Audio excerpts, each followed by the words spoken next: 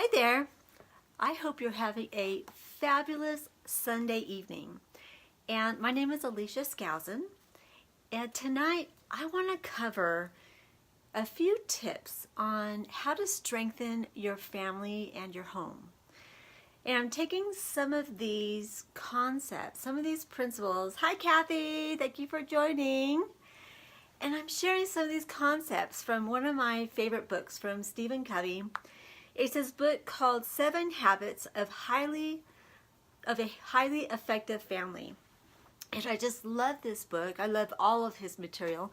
Hello, Bill. And who else joined? So when you come on, just say, announce yourself, tell me where you're coming from, share some love. And so I want to share some of these concepts because the more that we strengthen our family, it becomes the bond. It makes our children and our families more effective. And especially in this turbulent world that is just, it's not getting any better. And so our home is a refuge. It's a refuge for ourselves, for our children, for our neighbors, for the people that we love and care for. So it's a safety net, and that's when in my home, I want it to be a place where, when you get home or I compare it to my husband. He said there's no better feeling than when he lays into the bed at night. Once he goes and lays on the bed in the clean sheets, it's like, he doesn't want to get up and to do anything. So, and that's how I feel. I want my home to be a place of refuge, of safety. And hi, CJ. I want to be a place where there's love, heart, safety. And that's the kind of home that we need to create for our families and for our children. So it also needs to be a foundation of strength, where we get the strength. I know that for me, when I feel like my home is a stronghold, it allows me to not just to strengthen up and power up so that I can face the next day. So it's a place, it's like we can go into our cave and strengthen ourselves to bear our arms again so we can go out and conquer the world the next day. That's what it needs to be. But how do you do that? And Stephen Covey, he covers a few principles, and I'm not going to cover them all, but I'm just going to introduce some ideas. And maybe you're already doing this in your family. Now, with family, it can be just you. I was by myself as a single woman for a few years. I was also a single mom, so I was a family of 2, myself and my son. There was a time that there was a family of 3. It was myself, my son, and it was Ryan's dad.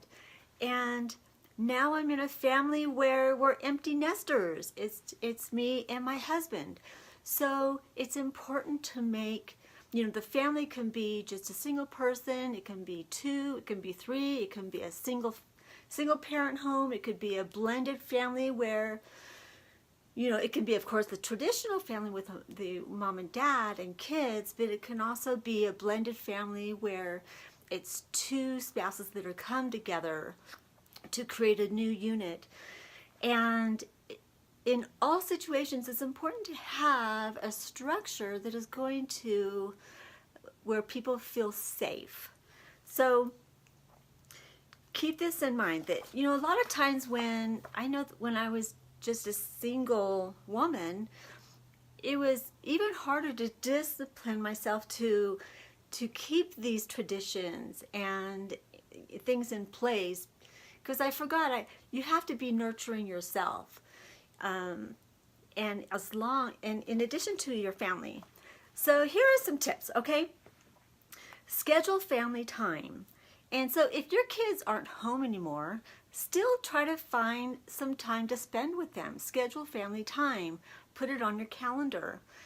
And treat this family time as sacred time. I know growing up in my family, we always had family home evening night. Back then, it started off as Thursdays, but then it moved to Mondays. But we always had one night a week that we spent as a family. We had a spiritual lesson. Sometimes we would do a fun activity. I remember the time that we decided to go play softball at the park. I was 5 years old, and I was fifth of the youngest out of six. And of course, that meant I was smaller than the other kids. And actually, Kathy and I, my sister, we went to the very front. Okay, we're going to catch that ball. And I sure caught that ball. I caught that softball right in my eye, had the biggest shiner. But still, that was family time. That was the time that we spend together as a family. That is what keeps us strong and makes us strong. It helps to build our relationships. And so set a time one day a week. I think Sunday's a great day to make it a family day. Make that your one day. Yeah, baseball in the eye. That's right, Kathy. Yeah, that's the ball I caught. I caught a ball when I was 5 years old, right in the eye. So, but, and the family that plays together stays together. So keep it fun. Keep it something that you're looking forward to. And one day a week, one day a month, schedule something fun to do, okay? Somewhere where you're going to go make an event. You're going to go to the movie together. You're going to go, maybe you're going to go miniature golfing or skiing or something fun because when you are laughing together, having fun, that releases oxytocin, it releases all these positive energies, and so coming together as a family is a positive experience, and it will take you through some of those times that are not so fun when you're facing challenges, which also help to strengthen the family. Now, another is you want to make sure that you set time apart each week, date night. You can't neglect your spouse. It is so important to make the relationship with your spouse very important because your kids are they're going to be gone eventually. So you have to make sure that you keep your marriage, your relationship with your spouse, a priority, okay? And honor your traditions and customs. So the traditions and customs that are passed down from generation to generation, those are the events that tie us to our cultures, our history, our ancestors, but it also makes us stronger as a family. Now, something else I want to bring up though is if there's a tradition that you grew up with and it doesn't make your family happy, the whole point of having these traditions and customs is to bring joy, fulfillment, and happiness into your immediate family. So it's okay to change it up. I remember there was a time that, I was living away from a close proximity from my immediate family. So my son and I, we created new customs for the holidays. So on Thanksgiving, we would go out and we would serve in the soup kitchens to feed the homeless. So that's another great way to build your family relationships, is to serve together. And because there's just no better feeling when you are able to give, especially when your children are young. They don't realize that they have something to offer at such a young age, and it helps to empower them, helps their self-worth and their personal identity. Now, another one is to eat your meals together. That's really hard to do especially as kids get older and into their teens, because everyone has a wild schedule. But at a minimum, if you can make that meal together that you have be breakfast, do that, because you can have these conversations that set your day on a good note. Also, if you can do dinner, that one of course is harder to do as you get teenagers in the household. But if you can do dinner, that's important too. And then make sure that you go around the table and have everyone share something positive about their day. Of course, make it an environment that you invite when someone hasn't had a good day, and help them work through that. Hi, Lynn. Thank you so much for joining. Hello, HM. Thank you for joining as well. But you just want to make sure that, work it out as a family, and then try to learn from some of the negative experiences. Learn together. And something else I want to bring about traditions. We have the holidays coming up. And I know when I was single for, a period of time, sometimes those were the hardest times of my life. Everyone else is having a good old time with their families. And, during that time period, my son was living with his father. And so I had this big hole. And it's okay, just fill that space with the people that you love and care for. Families come in different shapes and sizes. Adopt families. Hang out with your friends, the people who make you feel good, and that you encourage each other to be better. So another thing is family prayer. Regardless of what your faith is, just have a time in the morning, maybe at breakfast, that you say a prayer, that you have a blessing, that you acknowledge the blessings in your life that you are grateful for, that you're grateful for each other, and then pray that God will protect each and every one of you until you return home that evening. And then pray again at night. This can be at dinner or before you go to bed. So yes, the family, the people who pray together, stay together. And another one is chores. Isn't it a lot more fun just to do your chores together, right? Have a list of the chores that need to get done. Have each family member write down what they're going to do, and then a commitment date that they're going to finish that by. But make sure that the household chores, the yard, the cleaning, it's shared by everybody and not just put onto mom or just onto dad. That everyone helps out with that, because you're also we're teaching our children responsibility, that it takes a community to run the household. It's just not put on one person. And another one is having family meetings and having a family council. I know we grew up with this, where it was probably once a month that we would have what my dad called a family council. And that's when he would go over setting goals. Or my mom was always bringing up the budget. Here's our budget. What can we get rid of? I'm like, I see, it's obvious. The tithing, that's the most important, that's the biggest one. We'd have lots of money if we didn't pay tithing. But then she said, oh, that's the most important one. So I was just young. But it also teaches, we have to educate our family, including the children, about finances. What, the amount of money that we have coming in and the amount of money that we have going out.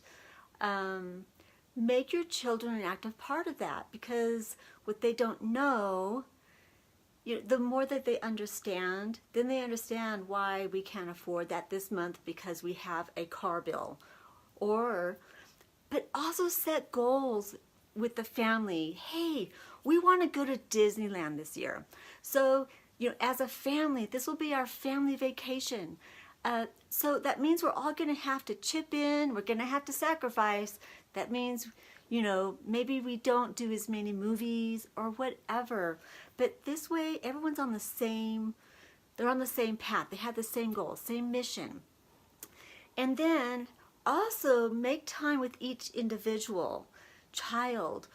Have a personal counsel session with each child so that you can identify, hey, what are your goals? What are the areas that you're having trouble with? How can we work on this together? So it really helps each child. It gives you that time to get to know your child more and to understand what's important to them, and not just like, we're always so busy. But when your child knows that, hey, this is your time, it's valuable, and they're going to remember that for the rest of their lives. Even set up a date night or a date day that you have with each child. Hey, this is your special day, and make it so it's not their birthday, because birthdays are awesome, but maybe every 6 months you make a special day that you have with that child. And if you have a husband, wife, still make that personal time where it's just you and your child. And then your spouse has their time with that child as well. Because this is so important, especially, we had 6 kids. It's so easy to get lost when you have a lot of kids. So when you can set time apart just for that child, it's really important. Thank you, Curtis, for joining. Thank you so much. Now, this is something I really wanted to get into. Well, it's still going to be brief. Create a family mission statement. Now, Stephen Covey says, creating a mission statement will strengthen your children and family and your family members in a turbulent world. It builds unity, purpose, commitment, and clarity of vision for your whole family. And how you go about this, and if you want a copy of the steps to create your own family mission statement, just reach out to me and I will give you that guideline, free of charge, of course. Just reach out to me and say, hey, I want the steps to create a family mission statement.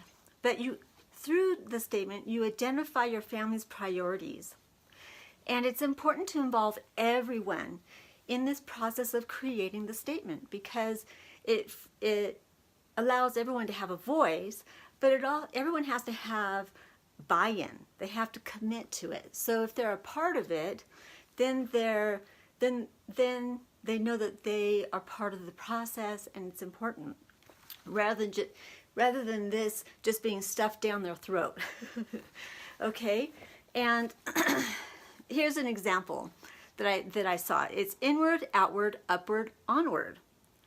What this means, be strong on the inside and be who you are on the inside, godly on the outside, take the higher road upward, and onward. Onward being, be quick to forgive and move on. Don't dwell on the negativity.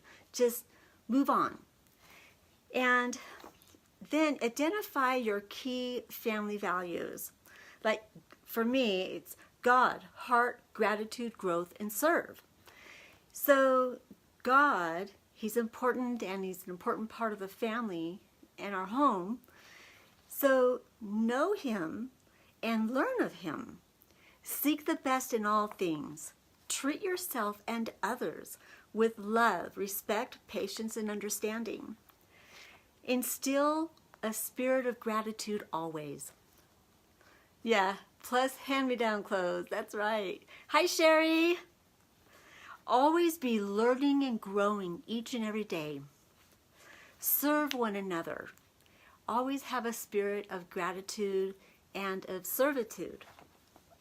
So now, again, if you want the copy of creating your own family mission statement, just reach out to me and I'll get it to you. And by the way, if you're a parent, one thing you might be struggling with is having extra money to do some of the fun things, the fun activities that you want to do with your family. I felt the same way when I had my son when he was 10 years old.